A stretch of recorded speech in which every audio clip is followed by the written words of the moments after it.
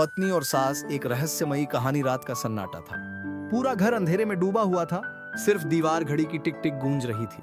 पूजा अपने कमरे में बैठी थी, लेकिन उसे अजीब सी घबराहट महसूस हो रही थी। आज फिर वही सपना आया था। सासू माँ का चेहरा, उनकी सूनी आंखें और उनका वह आखिरी वाक्य, मैं वापस आऊंगी। पुरानी हवेली और नई दुल्हन।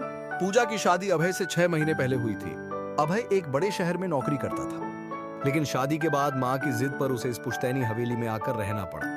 यह हवेली बहुत पुरानी थी और गांव में इसके बारे में कई कहानियां प्रचलित थीं। अभय की माँ कमला देवी पूजा को शुरू से ही पसंद नहीं करती थी। शादी के कुछ ही हफ्तों बाद वे अचानक सीढ़ियों से गिरकर मर गईं। गांव में लोगों ने कहा कि यह एक हादसा था, लेकिन पूजा को हमेशा लगता था कि यह महज एक संयोग नहीं था। अजीब घटनाएं। कमला देवी की मौत के बाद हवेली में अजीब घटनाएं होने लगी। रात को किसी के पैरों की आहट, दीवारों पर रहस्यमयी छायाएं, और सबसे डरावना, पूजा को कई बार कमला देवी की परछाई दिखाई देती थी। एक रात जब अभय किसी काम से बाहर गया हुआ था, पूजा ने अपने कमरे में किसी को चलते हुए महसूस किया। जब उसने पलटकर देखा तो पलंग के पास कमला देवी खड़ी थी, वैसे ही जैसे उनकी मौत से पहले हुआ करती थी। बस उनकी आंखों में एक अजीब चमक थी। तूने मेरा घर छीन लिया, अब मैं तुझे चैन से नहीं रहने दूंगी। यह सुनते ही पूजा चीख पड़ी।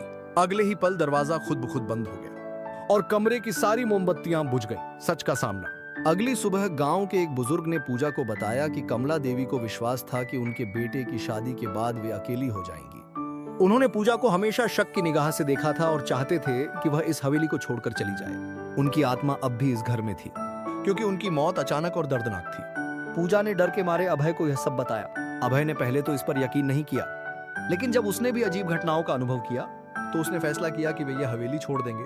अंतिम विदाई या एक नई शुरुआत। शहर जाने से पहले पूजा ने हवेली के मंदिर में जाकर कमला देवी की आत्मा के लिए प्रार्थना की। माँ, अगर मैंने कभी आपको दुख दिया हो तो मुझे माफ कर दीजिए।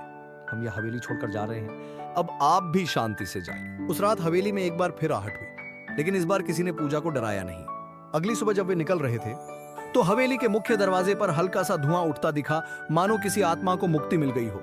लेकिन जैसे ही वे गाड़ी में बैठे, पीछे से एक धीमी आवाज आई, तुम जा सकते हो, लेकिन मैं हमेशा यहीं रहूंगी। समाप्त या एक नई शुरुआत।